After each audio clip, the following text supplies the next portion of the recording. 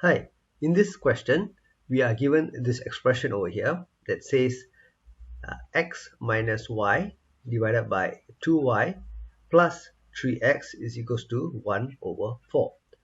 And we are asked to find the value of x over y.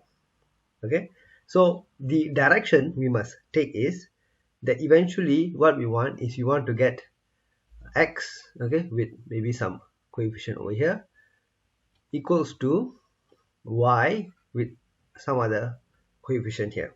Okay, so all the x on the left hand side and all the y on the right hand side.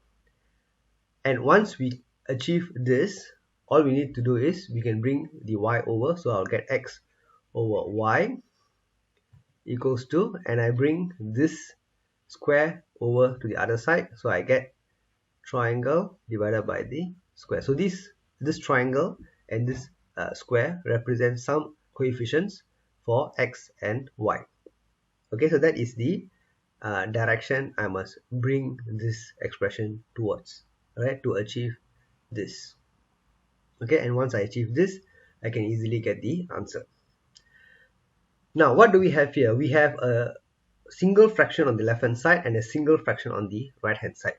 So always remember, once you are able to achieve a single fraction on the left hand side and a single fraction on the right hand side, all you need to do is cross multiply to make sure that you no longer have to deal with fractions. So you have a times d equals to b times c. And that is what we're going to do now. We're going to cross multiply. So I get 4 into x minus y equals to 1 multiplied by 2y plus 3x. Then we can expand into the bracket. So 4x minus 4y equals to 2y plus 3x. And as you can see, the direction we must take is all the x values on the left hand side and all the y values on the right hand side. So 4x minus 3x equals to 2y plus 4y. And then what I have is, from here I get x is equals to 6y. So now you can see that I have x on the left hand side, the coefficient is 1, it's not written there, and 6y. So to solve the question, all I need to do is x over y is equals to 6. Okay, it's 6 over 1, but it just means 6. Alright, so that is your final answer over here.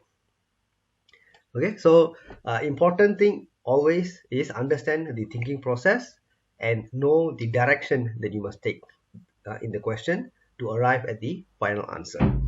Alright, and I hope this video has given you a good idea of that.